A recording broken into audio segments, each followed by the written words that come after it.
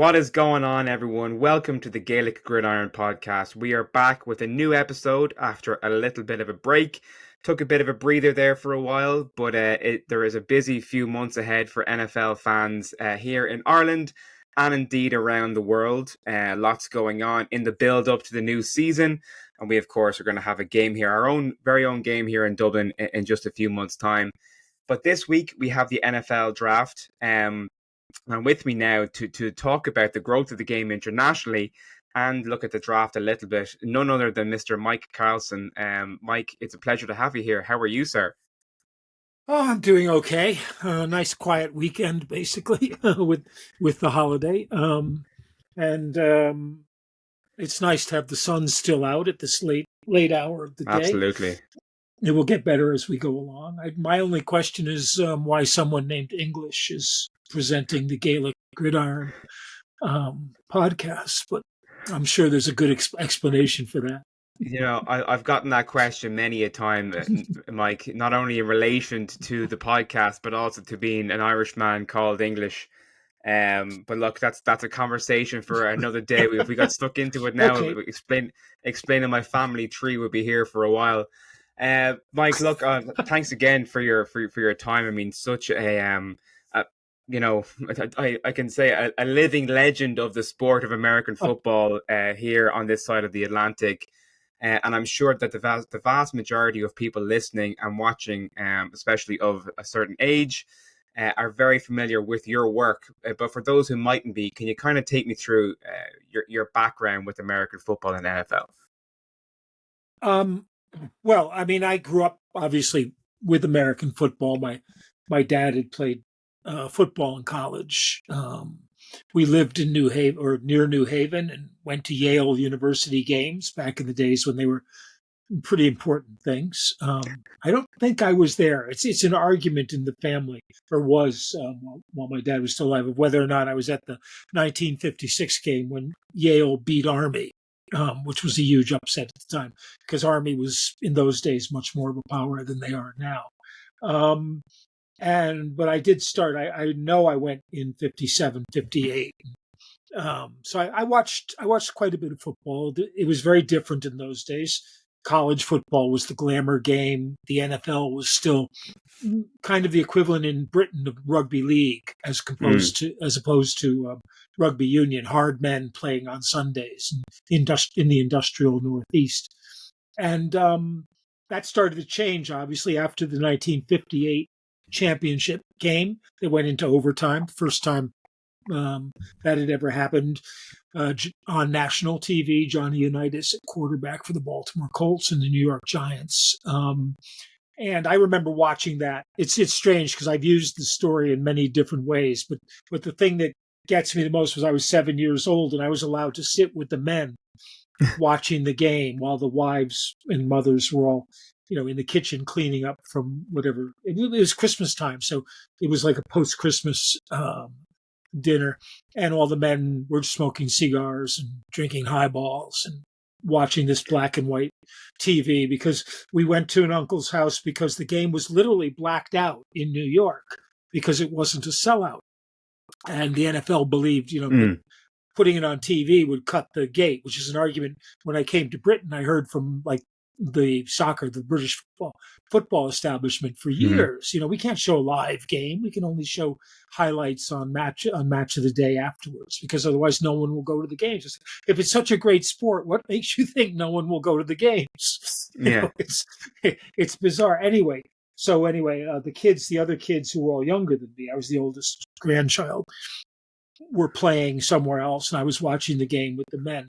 And I think back on it, how different the times were, because if you had suggested to any of these guys, most of whom were veterans of a world war, that they would wear a replica jersey of the team they supported, which for most of them was the New York Giants, the New York Football Giants in those days, they would have thought you were crazy. They were grown men. They didn't wear jerseys and things like that. It was it. And then, of course, when the whole thing was over, we all got in the car. My father, had how many drinks, I have no idea, and drove through the snow and ice, and with the three kids standing up in the back seat. Life was very different when I was young from the way It is now. But so I played in high school, I played in college. I famously did not play with Bill Belichick when we were both at Wesleyan because for some reason he didn't play football his freshman year. But we did play lacrosse together in the spring. That's been I've used that relentlessly and ruthlessly and shamelessly as much as I can. And then, then I stopped playing football. My knees were bad even then, and went on playing lacrosse for many, many years, including in Britain. And I was working in sports here. I came over and began working as a journalist, and became a sports editor at a news agency, and then worked for ABC Sports, and followed football as best I could in the days when it wasn't on TV, and then it appeared in the about 1984 on Channel 4, and I knew they had a sport at Channel 4 rather well, Adrian Metcalf, and he created a monster. No one expected this. It was the epitome of what Channel 4 had supposedly been commissioned to do, which was to cover minority sport. And the sports commissioning editor did not have full commissioning. It wasn't considered that important a thing on 4. And it generated a lot of resistance at Channel 4 when it became probably the second or third most popular show on the channel, or at least not that wasn't rerun. And so I followed that. I started to do some work announcing, doing voiceovers, writing a lot while I worked for ABC. I could only really write or do things behind the curtain because I had a non-compete clause in my contract. But when I worked for baseball in the early 90s, I began doing a lot of commentary, starting with baseball on Screen Sport, where I worked with Nick Halling.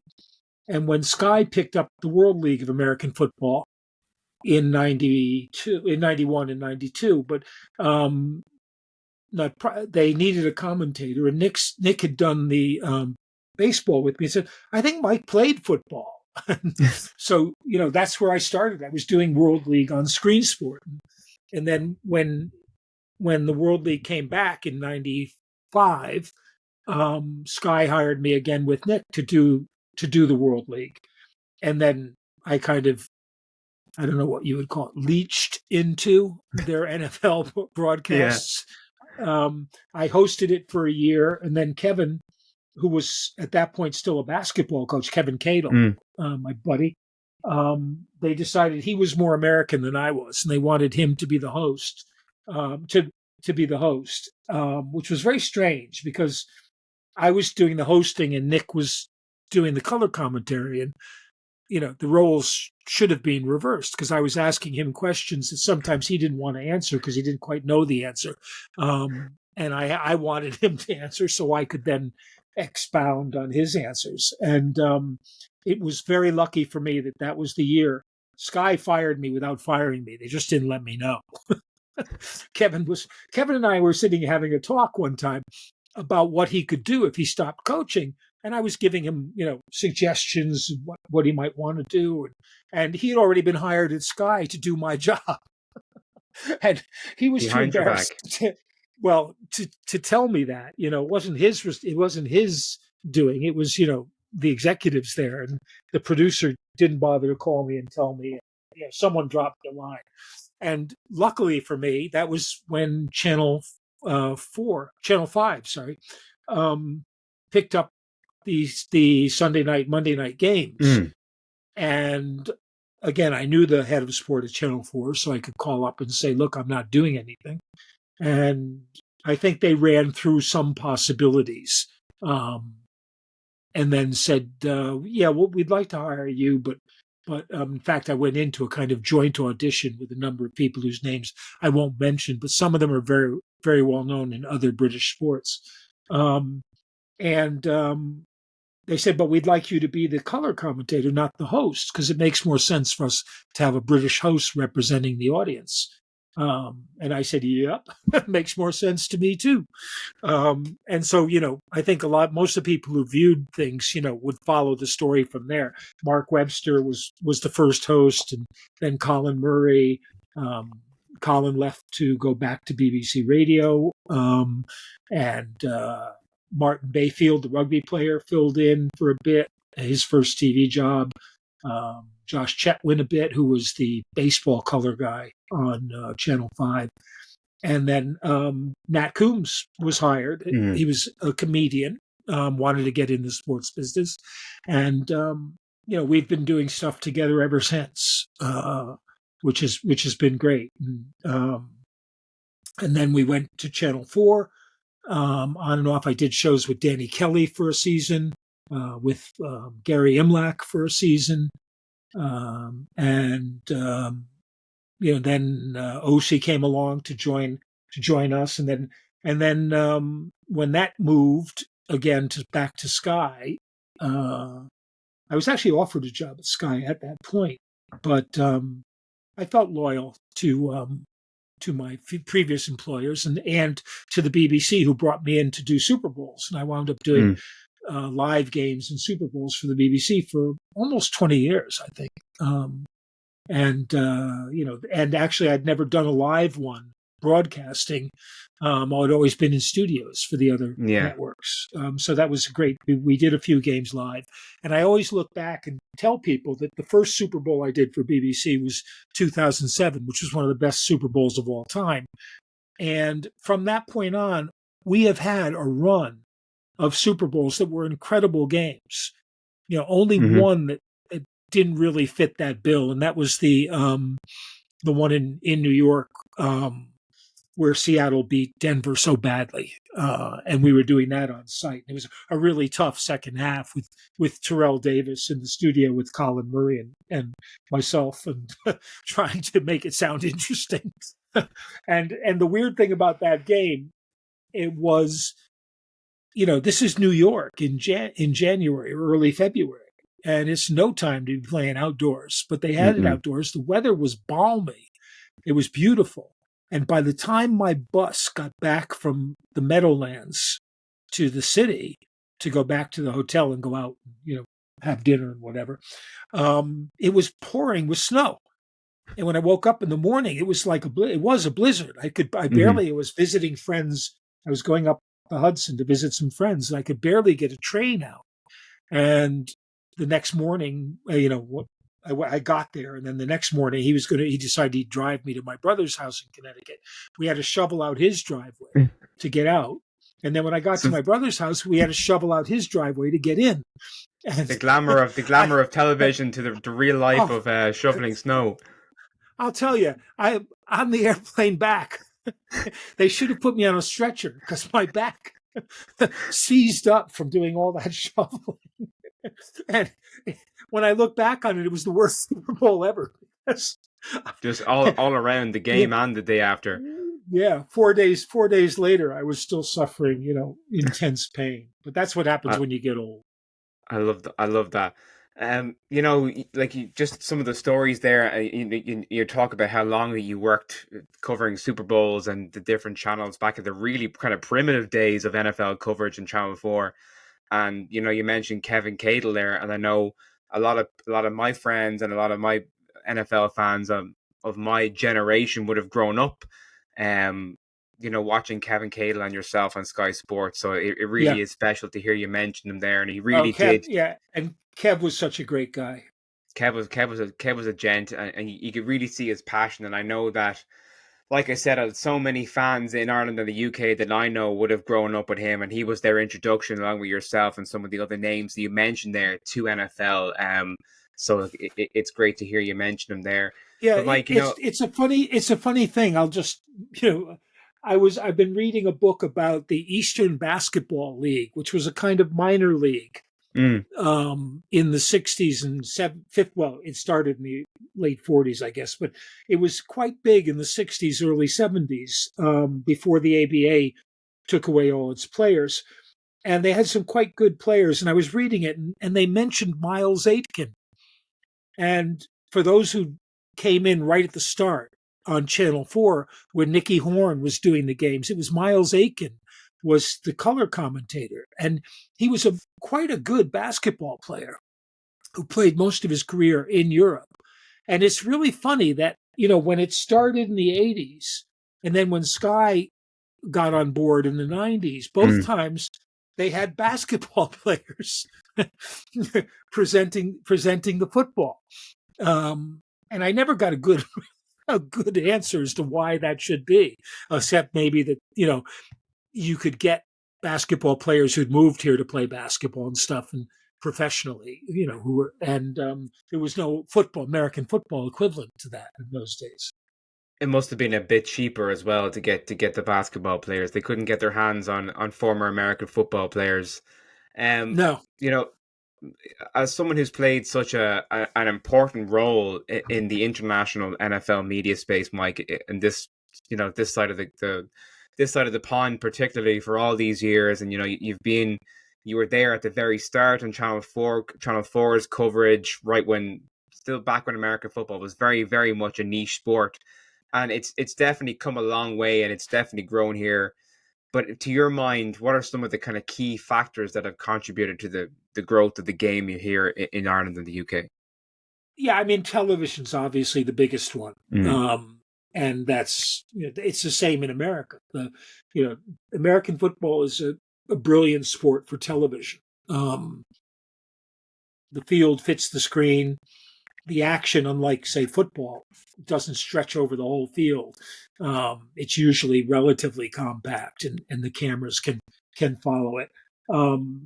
It gives you pauses to do analysis, commentary, that keeps the game going.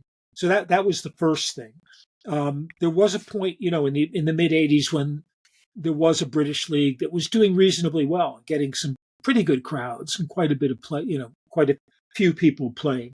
But that suffered a lot of the fate of most of these kind of amateur leagues when they start getting financial support, and then the support kind of goes to the existing league, and they don't think in terms of growing the sport. They think in terms of surviving with what they've got.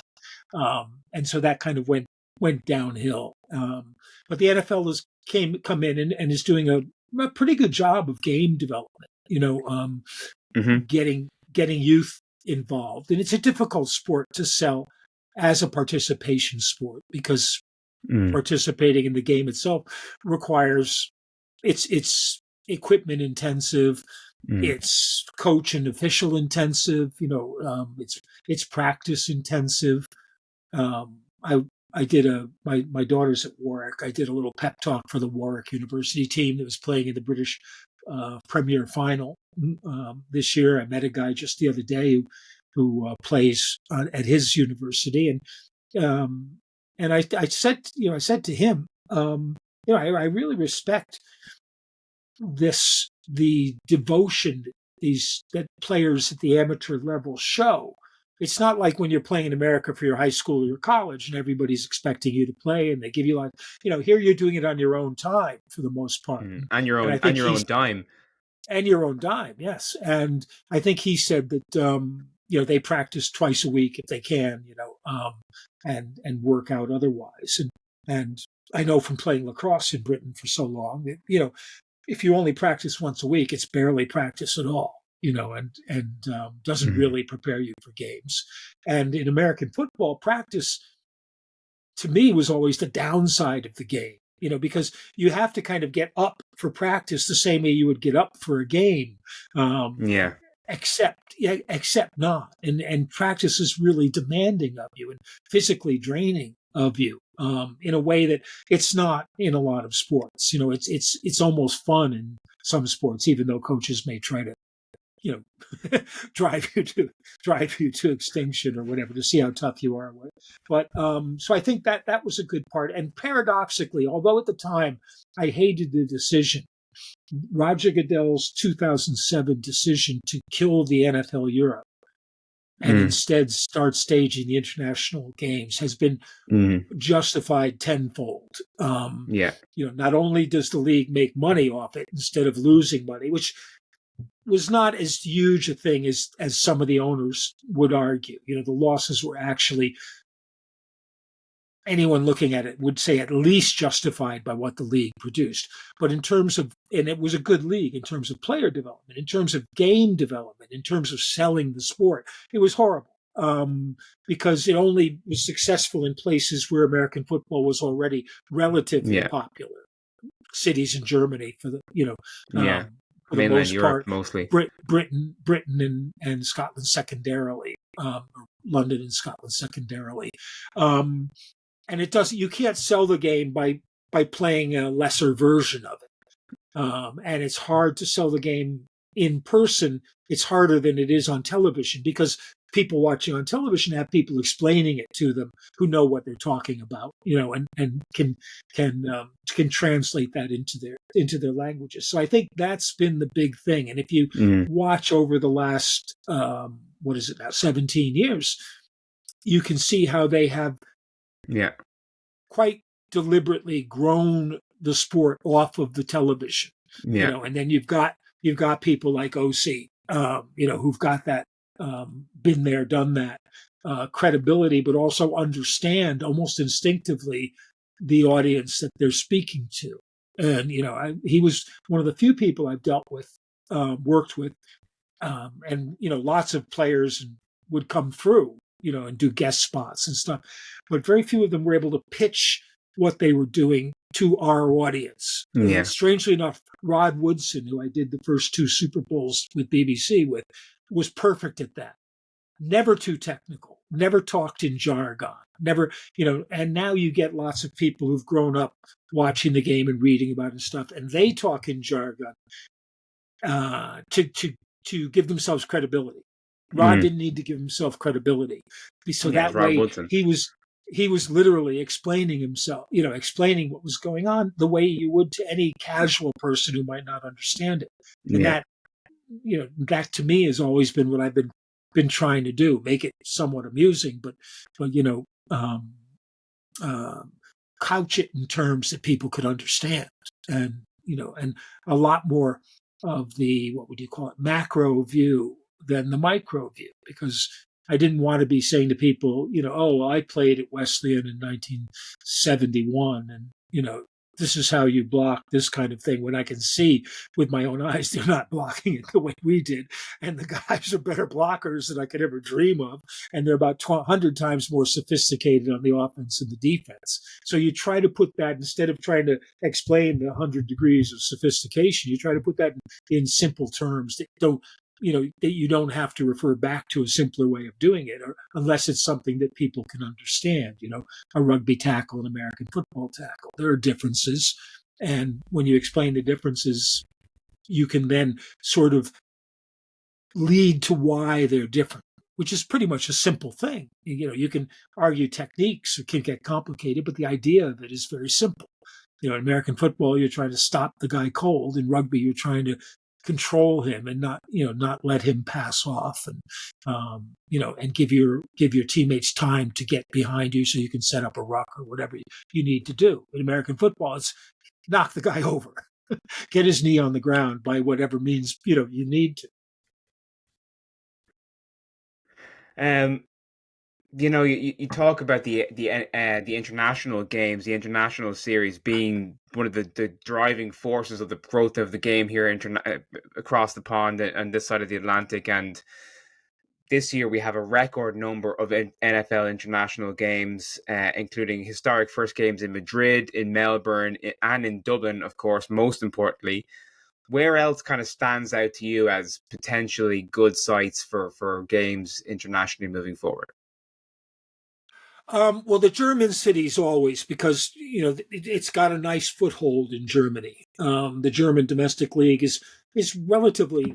They ran at a loss because they had, but if you took the player expenses out of it, the league costs, they were actually, the gates were quite good there. And Hamburg was always a big city. Munich's amateur team was always quite successful. And there's a Braunschweig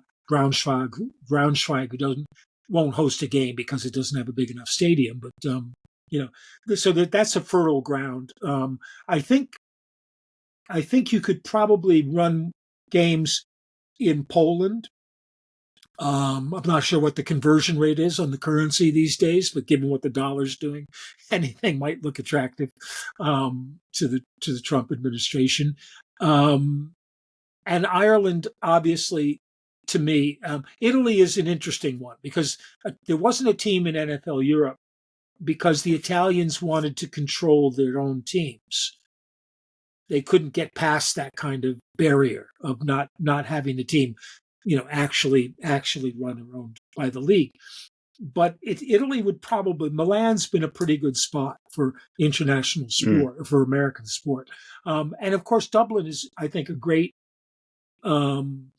addition this year, and probably was due a few years before. But it's close enough so that the league office in London can pretty much keep control on things. And I know they built a sort of framework of people in Dublin they can draw, but they that makes life a whole lot easier for the NFL because they have their own people there, in control of things.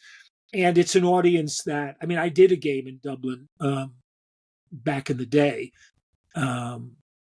Before the international series, but when it was just an exhibition game at Croke Park. The Steelers, again, That's as the Steelers always, and the Bears, was it?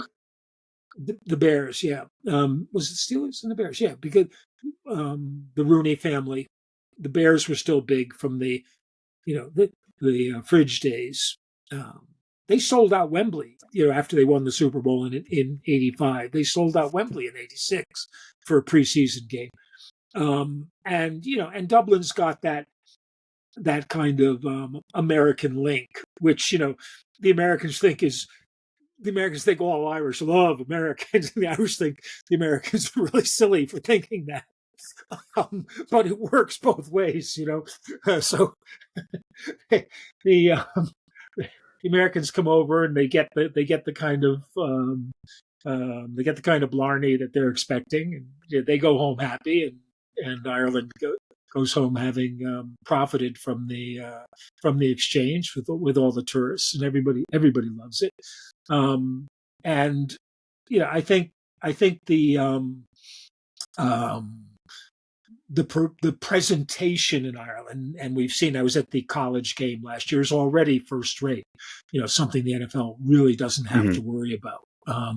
In that sense, so that I just think it's win-win, and I argue all the time, and my view still hasn't changed. People ask, well, when are we going to have a league in Europe, or when is the NFL going to put a team in Europe?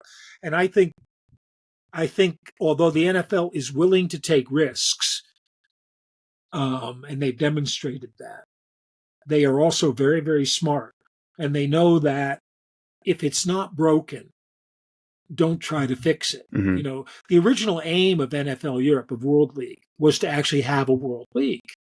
They were going to have another division in Asia if the European one had been successful. So they would have 4 divisions, America East, America West, and Asia and Europe. And it would be a building block that didn't quite work out. But basically, especially in a smaller country, say like Ireland, or where you've got what would you call Britain? It's not a small country, but it's still a relatively small fan base, scattered. It's scattered around the country. I think they estimate about 800,000 passionate fans, or knowledgeable fans, relatively knowledgeable, and another 1.5 million or so casual fans who think it's a nice idea, watch it occasionally on TV, will go to a game. And when you only have a limited number of games, that makes each game special, and it means people want to go out and see it. It becomes a media event in the country, which again is one of the real benefits of that international series, is that having the NFL game there will be covered by media outlets that don't normally cover American football, or if they do, cover it as a kind of an oddity. And that'll be the case with the Dublin game. And because it's not a British team or an Irish team, you have a problem with British fans who are well established in the game, who already have their own favorite teams. If you bring a team to London, that's not going to become their favorite team. You're not going to Yeah. switch allegiances because that's not the way it works in Europe. Once you have a team, it's traitorous to change to any other team. So I think that having the one game, two games, three games, whatever, it allows people to see their own team if they're lucky, and you get that base of fans who will go out there and be desperate to see it. But it lets the other fans see a full variety. Hmm. And I don't know if you've been to a London game, but what I you have indeed see, several. yeah, what you see is like a Super Bowl. You see people wearing all Yeah. jerseys of all different teams, and Yeah. that's nice. It creates a really celebratory, kind of atmosphere at the stadium, and it's a real good advertisement for the game.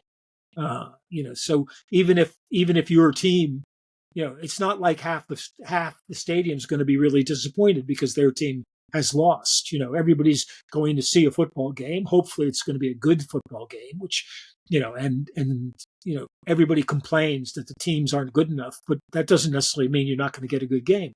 And a lot of the best games we've had in the London series have been between teams that weren't really good. And there's never been a matchup in the London series between two teams with winning records. Even if back in April, the year before the game, it looked like you would have it. It just hasn't worked out. Yeah, I mean, just hearing you talk about the London games there, even last year in Tottenham, that was my first time in Tottenham Hotspur Stadium, and the atmosphere was absolutely incredible. Just the passion of all the fans that were there, even though their team mightn't have been playing, the place was absolutely buzzing. There was like you say, it's like a mini Super Bowl atmosphere and Yeah. environment, and fans, they're there for the event, and their passion is on display. And I think that'll translate very, very well into Dublin this year when the same thing happens in Croke Park for this historic first game.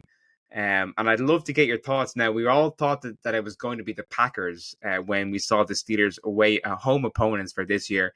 That has since apparently been ruled out by Packers ownership.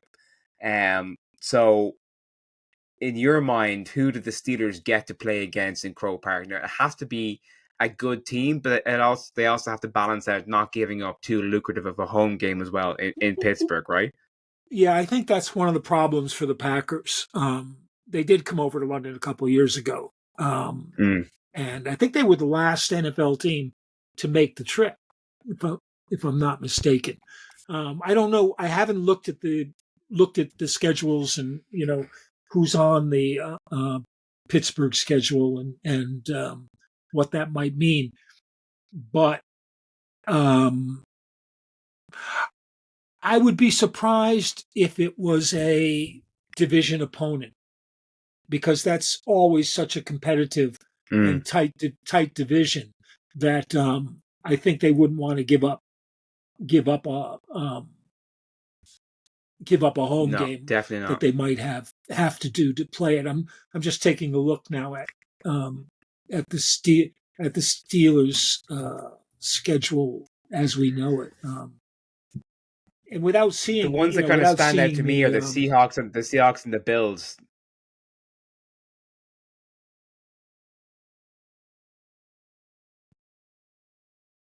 Seahawks, I mean, the best possibility would be the Or the Bills, Vikings. obviously, but that's um,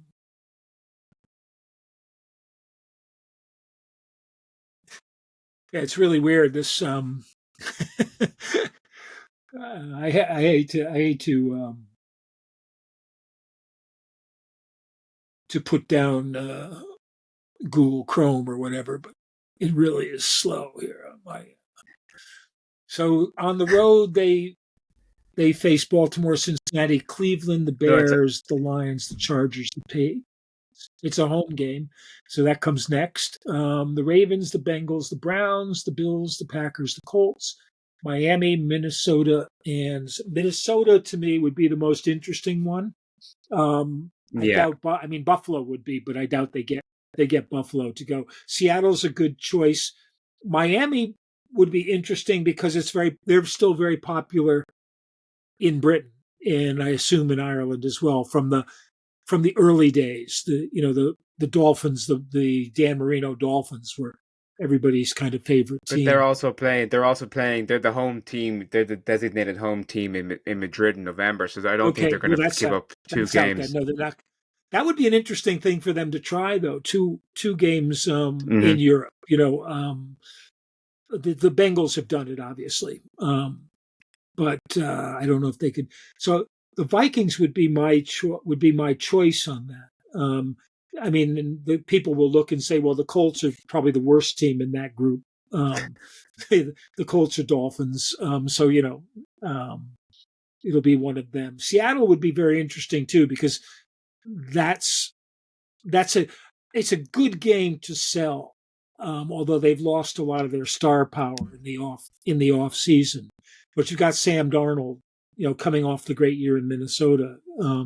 Can he prove himself in Seattle? Be a very interesting game. Very interesting to see them close up. The Vikings as well will be a good one because that will be a repeat of the last time the Steelers did play an international game, which was in London Mm-hmm. in Wembley Stadium back in 2013. So I Yeah. think Well, that's a there's a little bit of history there, a little bit of chance for revenge, and I think the Vikings. We saw the reception they got last year in Tottenham Hotspur Stadium. I think they would be keen to travel. Honestly, I can't remember the last time that the Seahawks played here, so they might be willing to take up some of the get some of the attention and attraction and fan base building that goes with an international game as well. So Yeah. I The I thing think with for me Seattle, having yeah, the thing with Seattle is they have to probably two hop it or one hop it and play on the East Coast, either before or after yeah, the game because it's such a long trip from Seattle. mm, it's about 11 hours. Either way, it's going to be a fantastic event, a great occasion for fans in Ireland and Europe in general. And like the city's going to be absolutely hopping for about a week before and after. It'll almost be like a mini Super Bowl. Yeah, Look, but we can before we get only we all can that, only hope we can only hope so.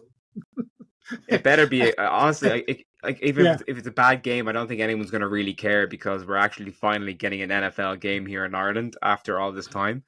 Um, but there's a lot of preseason and a lot going on between then and now. Particularly the NFL draft, which is taking place starting this Thursday in Green Bay.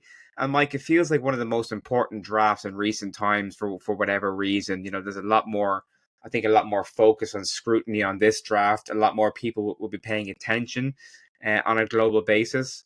What's your kind of overall take on it?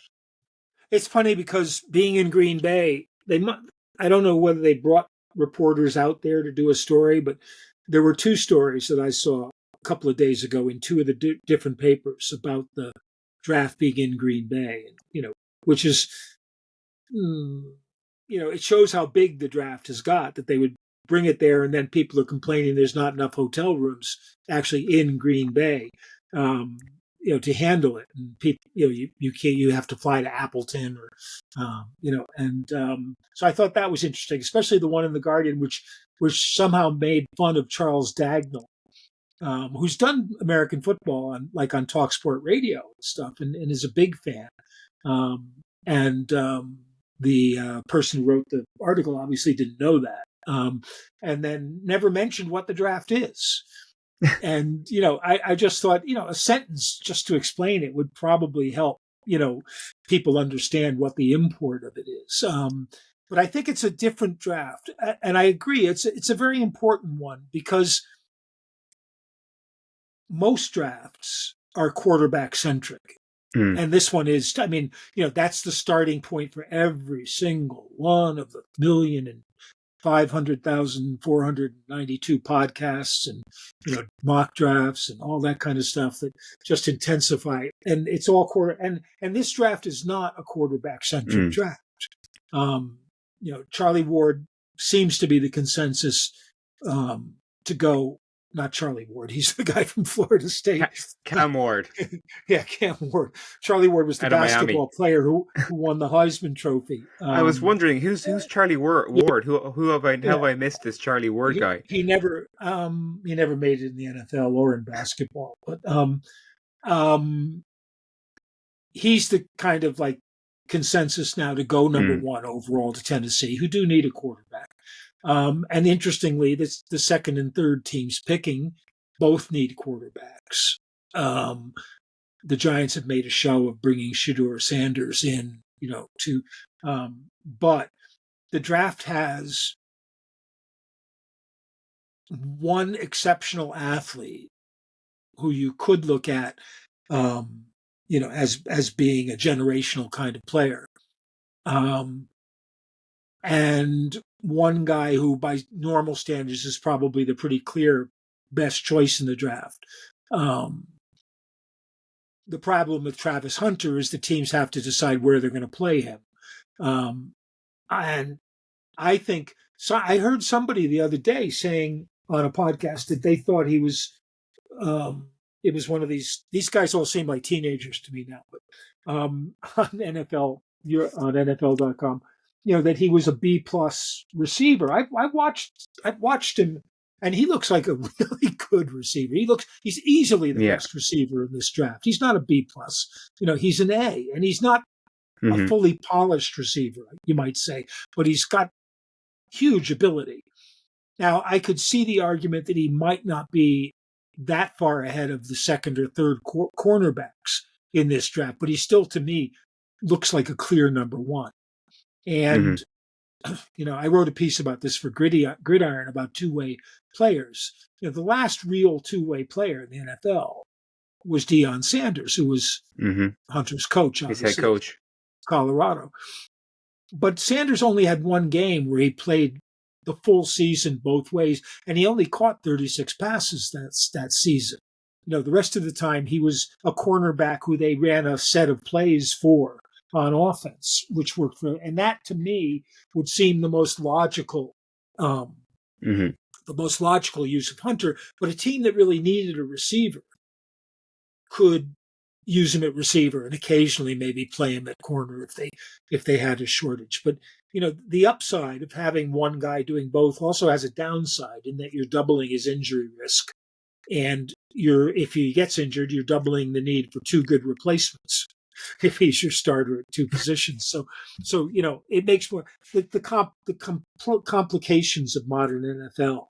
That's the first thing most NFL guys say. How's he going to sit in both rooms? The receivers room and the cornerbacks room, between practices, between games, studying tape. How's he going to practice with both teams if he's your starter at two positions? And that's a real problem. So I think, given that Myles Garrett stayed in Cleveland, I would guess that he goes second, and Abdul Carter probably to the Giants goes third, although I don't know if like the Thibodeau thing might have scared them off and they might go quarterback. And I've been thinking about it a lot because just in general, people were saying this is a great draft to trade down in because you've got a few other great, really great players at positions, but not many. And then you've got a lot of guys who are more or less equal, running from I don't know where, maybe 8, 9 on the draft board down to into the 30s, into the start of the second round. So if you can't get Will Campbell, for example, if you think he's the best tackle in the draft, or the kid from Membu, the kid from Missouri, who hasn't played left tackle in college. So, if you just need a tackle, he might be a better bet. But if you can't get one of those guys, you're still going to get a tackle not much worse than them, maybe down to the end of the first round. Connerly seems to be the cutoff point, the kid from Oregon on most of the boards. But if you want someone plug and play, everyone comes kind of with a question mark. And if you're the Giants, if you're Tennessee, say, and you want to trade down, the Giants or the Browns are only going to trade up if they want one guy specifically. And that's a big trade up to make. If you're Tennessee and you trade down and you want one guy specifically, the only team you can trust on that is Cleveland. Because if you trade down to 3 with the Giants, and the Giants go up and take Ward, say, then you're hoping that the Giants. You're hoping that that Cleveland doesn't take the guy you want. Yeah. You may want Carter, and they take Carter, and then you're left with Hunter. A lot of mind games goes on with the draft, and a lot of guesswork. Yeah. So now, if I'm the Patriots at 4, I'd love to trade down. I've been doing all those algorithm things with mock drafts, which are insane because the way they rate the players is just crazy. I did one, and I emerged with 19 draft picks and 2 first round, 1 second round, 3 third round, 4 fourth round, 2 fifth rounds, and a 6th round pick in next year's draft. Now, if you could do that in real life, you'd be the greatest GM. And I got Will Campbell. I got Donovan Jackson, a guard from Ohio State, in the 2nd round, and Jaden Higgins. I got Landon Jackson, who I think is a great value, edge guy from Arkansas, at 68. Terrence Ferguson at 82 at tight end. Darian Porter. I mean, I got good players down most of that draft, and most of those guys will be gone by the times I drafted. But whatever the algorithm is, which I think is based on the other people who, like me, who are playing the mock draft thing, and most of them are idiots who've been listening to the million draft picks, and and I'm not saying I'm not an idiot, but I'm I think I'm just slightly ahead of that curve, so you can kind of take advantage. I did one at the same time where I refused all draft offers, and I came out with almost the same kind of a draft, not quite as impressive, but still got a tackle and a second interior lineman with the first 2 picks. And again, I don't think that Donovan Jackson or Gray Zabel will be there at that point. Who is, in your mind, who is the most draft ready or pro ready player coming out of this draft? Who, like you say, you mentioned plug and play there. You have the likes of Shedeur Sanders, Travis Hunter, Ashton Genty, Abdul Carter. It's like there's 5 really, really kind of top quality players coming out. But out of those, who do you see being able to transition the most seamlessly into a team and have the most impact almost immediately within their rookie season? Yeah, I mean, I love the term plug and play, and I used to use it. I think I first started using it when teams would draft a guard in the 1st round and pass on, say, the 5th best tackle. And some of the guys who did that or who were tackles intended to be guards were guys like Alan Faneca, Steve Hutchinson, Logan Mankins, who went on to long and really successful careers, and they were plug and play players. But oh no, they're not great value because it's the 1st round. You need a tackle. In this draft, the term I like to use is coach proof. And by coach proof, I mean who's a guy that you can pick and put into virtually any team in the league, and he'll fit in. There are a number of really good players in this draft who I could see going to the wrong team, a team that didn't know how to use them. And I think Hunter can go anywhere. I think Hunter is a generational kind of player. I think he's ready to play cornerback in the NFL. He may have a somewhat bigger learning curve playing wide receiver because most college receivers do, which is another funny thing. I can see. I like what's his name, Egbuke from Ohio State. Ohio State. I like him a lot, and I think he's a plug and play player. I think almost any kind of system he can go in and play in. He may not be as good in the end, as a couple of the guys who will probably get drafted ahead of him, and maybe not even one or two who might get drafted behind him. But I don't think he'll be a disappointment to anybody who drafts him. I think if you want a number one guy who's going to be, I don't see many guys who will step in and do that automatically in this draft. But a couple have, I think, higher upsides than higher ceilings, say. But he's got a very high floor. Warren, I think, is the same way. I think most teams could take Warren and play him at tight end, even if they're not going to run their offense through him, the way the Raiders did last year, because a lot of teams won't change their offense. And then you take guys who, may not quite be, trying to think of some of those, Betch maybe, may not quite be home run hitters, but a team like the Rams with that kind of an offense, could use him immediately in the way they did Cooper Kupp, say. And think about Puka Nacua. He was a fourth round guy. Nobody, had him on their list of top receivers, and he stepped right in. Very good point. And played. So, I think that's the tough thing, and the real tough part of the draft is it's almost like two parallel strands. One is traits versus tape. So teams spend the fall watching tape of these guys, and you get an idea of how someone can play, and you have to balance that idea off against who they're playing against and how that will translate, say, into the NFL.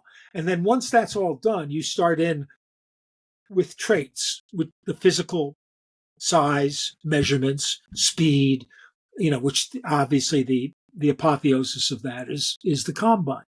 And then all of a sudden, from that point, you start whittling away at the guy you thought looked great on tape, because his arms, it's Will Campbell, and his arms are only 32 and a half inches, not 33. And then he goes back to LSU and has his pro day, and all of a sudden his arms are 5 inches longer, or sorry, half an inch longer. And he's fine, And I'm trying to think of who it was I heard say this. And it wasn't, I think it was on Mike Lombardi's podcast before he went to North Carolina. And I can't remember who it was said it. But, when you measure a guy's arms, if he's a tackle, you almost have to include how long his fingers are and take that out of the equation, because you're not hitting the guy opposite you with your fingertips. You're hitting him with either your fists or your full hand. And that's going to take, if he's 32 and a half inches and he's got a 10 and a half inch hand, and the other guy's 33 but has a 9 and a half inch hand, it's pretty much a wash as to the usability of those arms. And that just stuck with me.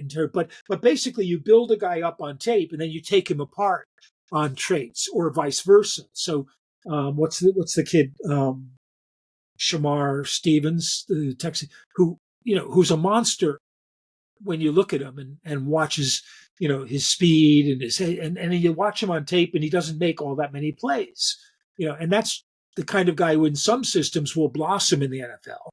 I think of the Ravens as being a good place for him. They do this all the time with lower draft picks.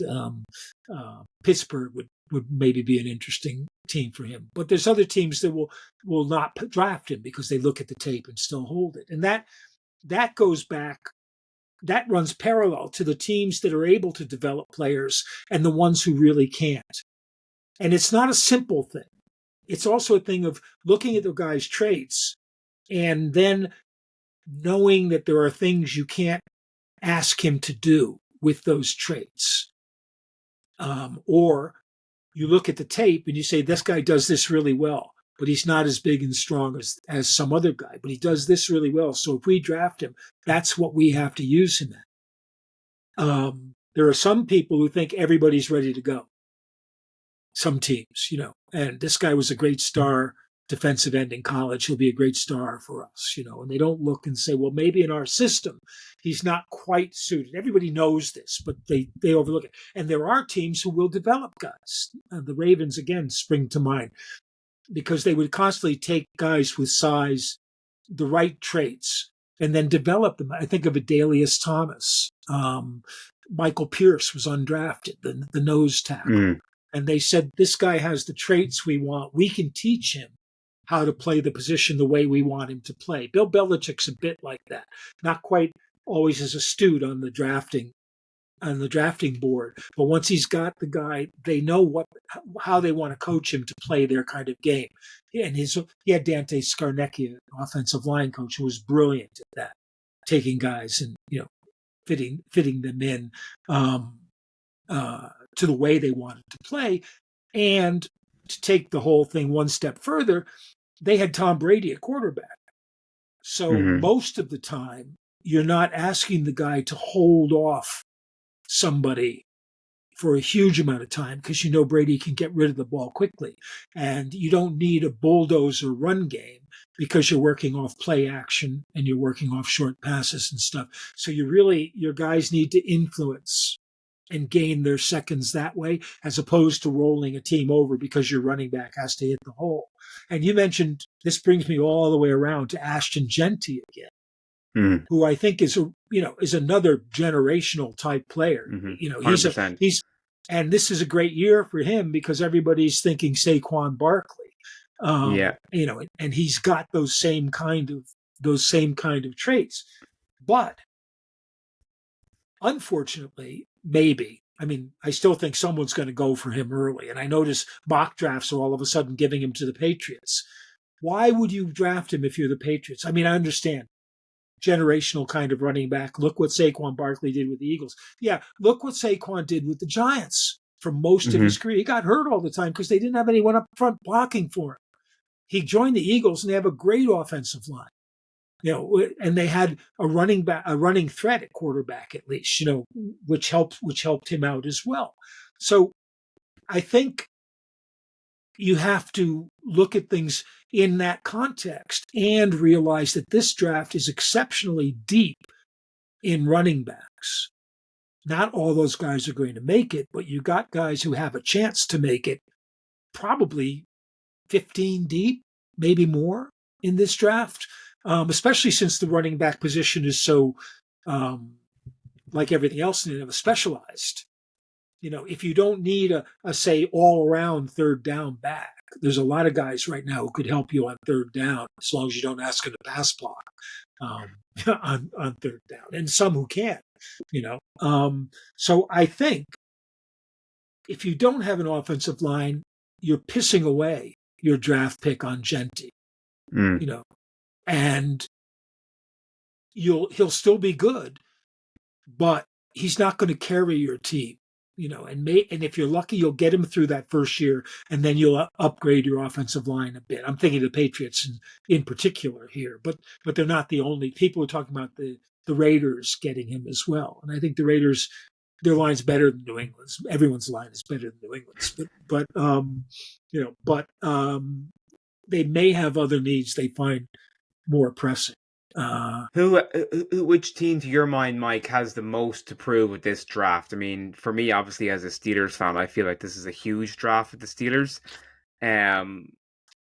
But outside of that, and that's just me because I'm obviously a fan, but there has to be more than one team who, for this, it could be a defining draft for the front office. The Giants jump to mind because you have to think that Shane and Daboll are on their last legs, and sometimes it's a great strategy for a general manager to tell the ownership that they're starting a 3-year plan now, when they were about to fire him after the existing year 4, so that you can fire the coach and find a better one to implement your plan. I think that's going to be interesting to see what they do. The Steelers kind of have the same dilemma. Do they try to strengthen around? Do they go for a quarterback? I think one of the shadows hanging over this draft, besides Aaron Rodgers, who I'm not even going to talk about because everybody knows the story, but is Cousins. Is Kirk? Will the Falcons trade Kirk Cousins? I'm sure they will if they can get a team to take some of the salary burden off their shoulders. Would Kirk Cousins be a good fit with the Steelers? Probably. Would he be a good fit in Cleveland? He's worked with Stefanski before. Would he be a good fit in Minnesota? Go back to Minnesota? That would be a killer. But they're kind of unsettled as well. And these teams have been signing quarterbacks as if they're waiting for a quarterback savior to come, and he's not coming out of this draft.